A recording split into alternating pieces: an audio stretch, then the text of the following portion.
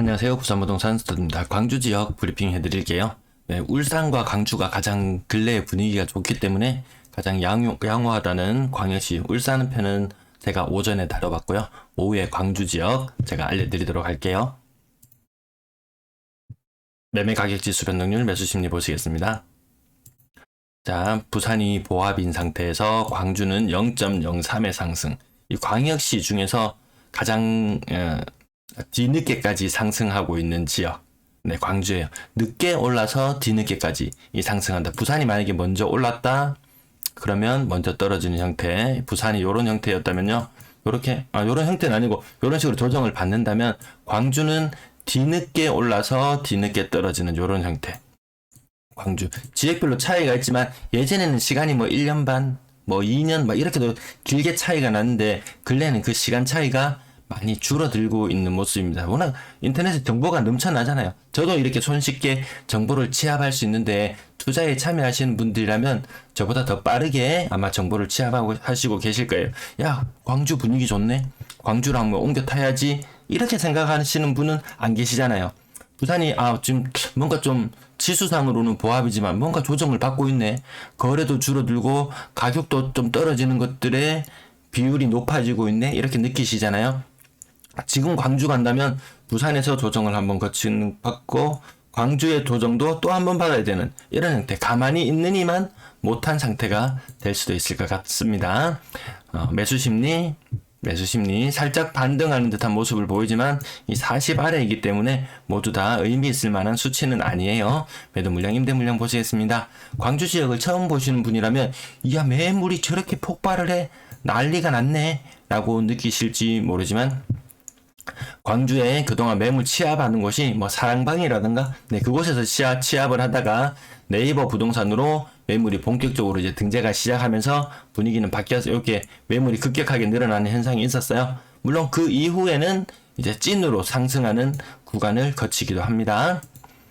전세 물량도 마찬가지 현상. 네, 전세 물량도 거의 이 정도면은 울산을 능가하는 물량이죠. 네, 과거에는 이 네이버 부동산 매물로 이 숫자를 집계하다 보니까 바닥을 기는 형태. 야, 광주 정말 분위기가 좋네. 매물이 별로 없네. 야, 저기 투자해야지. 이런 착각을 살짝 불러일으키기도 했는데 광주를 아시는 분들이라면 아마 오늘날의 차트를 이해하실 것 같습니다. 월세 물량도 매물이 본격 등재된 이후에도 매물은 지금 증가세를 유지하고 있고요. 어느 정도 매물 등재가 1차로 매물 등재가 끝난 이후로 그 이후로도 임대 물량은 지속해서 증가세를 유지하고 있습니다. 거래량, 거래대금 보시겠습니다.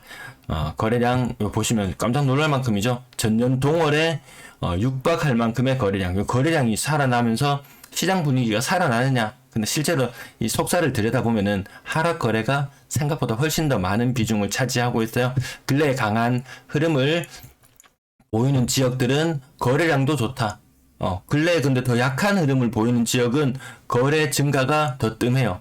부산 지역도 1월 대비 4월, 5월의 거래가 굉장히 많다고 느껴지시잖아요. 광주나 이런 곳들, 울산이나 이런 지역들은 보면 분위기가 더 좋아요. 네.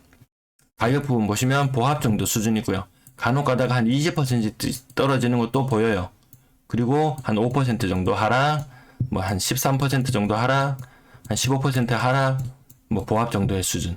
이렇게 하락 거래가 더 많은 비중을 차지하고 있고요. 부산 지역에서 보시는 분들은 아시겠지만 이 신고가 몇백만 원 단위의 신고가 이런 것들 때문에 그나마 신고가 비율이 한 15% 20% 유지하는 것이지 좀 알짜는 아니잖아요. 실제로 10% 이상 하락하는 거래들이 중간중간 많이 섞여 있어요. 물론 상승하는 거래들도 있습니다. 한 20% 가까이 상승했는 것도 보이죠. 그러면 연식을 한번 살펴보고 1990년식 대형 평수 다른 아파트들 다 오르는 동안 니는 뭐하고 이제 올랐니? 요런 느낌의 거래들도 중간 섞여 있는 것이 이 모든 광역시 공통이에요. 공통. 대형 평형의 오래된 아파트 가격 분명히 거래 공백 기간이 있었을 거예요. 그 외에는 지금 신고가 그 전고점을 뚫고 올라가는 것은 아주 희소하다. 이렇게 보시면 될 것 같습니다. 보통 제가 이 차트를 이렇게 그려보면 가격이 이렇게 오르다가 가파르게 올랐어요. 그 다음에 살짝 조정을 받았어요. 요게 대다수의 광역시에서 거래되고 있는 아파트의 거래 행태인데, 근데 요런 거래들이 있어요. 제가 요건 까만 노란색 선으로 한번 나타내 볼게요. 남들 다 오를 때 안 오르고 있다가 거래 공백이 한참이나 있다가 남들 다 오를 때 안 오르고 이 구간에 가만히 있다가 여기쯤에 거래가 한 개 딱 터져요. 이제 보이시나요? 지금 노란색 점 다시 빨갛게 덧칠해 볼게요. 여기에 거래가 딱 터져요. 그러면은 야 신고가 나왔네? 요런 현상들이 주로 요런 아파트들에서 나타나는 현상들이에요. 요런 현상 워낙에 많이 제가 설명을 드렸었죠. 네, 거의 거래 공백이 반드시 아주 오랜 기간, 남들 다 오를 때 안 오르는 기간들이 있다가 이렇게 거래되는 거. 광주라고 뭐 특별한 거 없죠. 그나마 낙폭이 뭐 3억 이하의 아파트들 낙폭이 조금 더 적다, 조금 더 낙폭이 크냐 적냐의 차이이지, 그 시간이 누가 먼저 하락을 먼저 시작했느냐 나중에 시작했느냐의 차이일 뿐이지 시장의 흐름은 똑같이 가고 있습니다.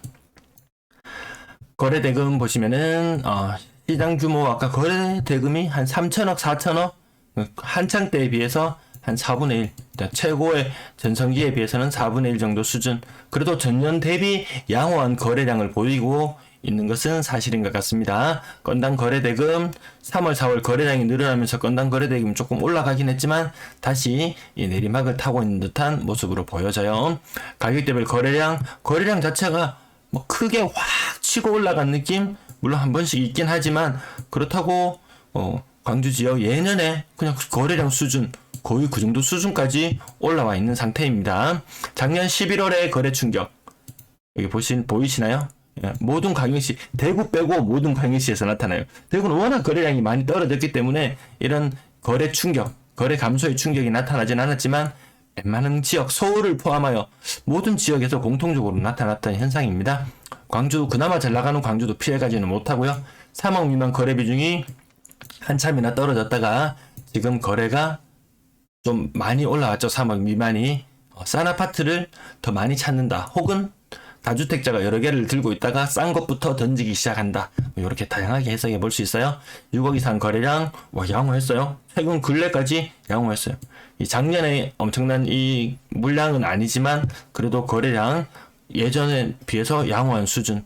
6억 이상 비율은 많이 높진 않네요. 한 5% 정도. 광주에는 6억 이상, 뭐 광주에 예전에 그 기억나시나요? 한 4, 5년 전쯤에 뭐 봉산동인가 봉선동인가 어디가 10억이 넘어가고 얼마가 넘어가고 그 엄청난 그 대대광의 시절.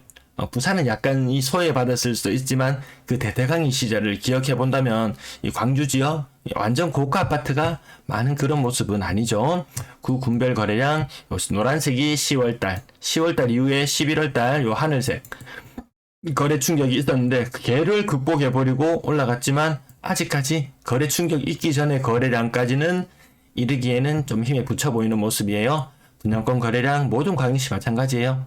분양권을 산다는 것이 그렇게 뭐 시간 대비 그렇게 효과가 지금 없는 것이, 분양권 가격도 주변에 떨어지는 게 보이거든요. 계속 올라가기만 한다면은 이거 한번 해볼 만하다 이런 느낌이 들 텐데,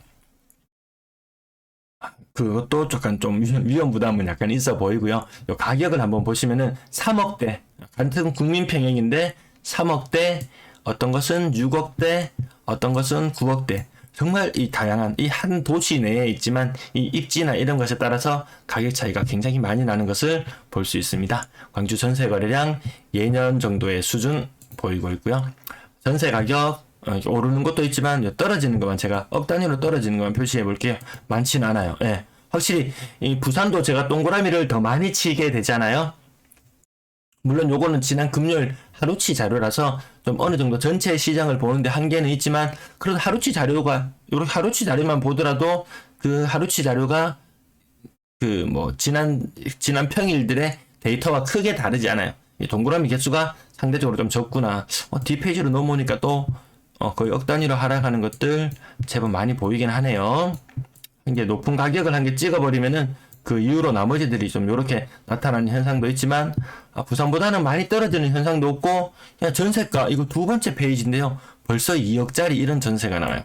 부산은 한 전체 아파트 이 수에서 차이가 나기 때문에 한 3분의 1 정도 수준도 그 정도의 수준이기 때문에 2억대 3억대 나오는 게 당연한 것도 같네요. 평균 전세 가격 전년과 비슷하거나 조금 더 높은 수준. 근데 전세가 자체가 낮죠. 광주가 많이 낮죠. 2억 정도?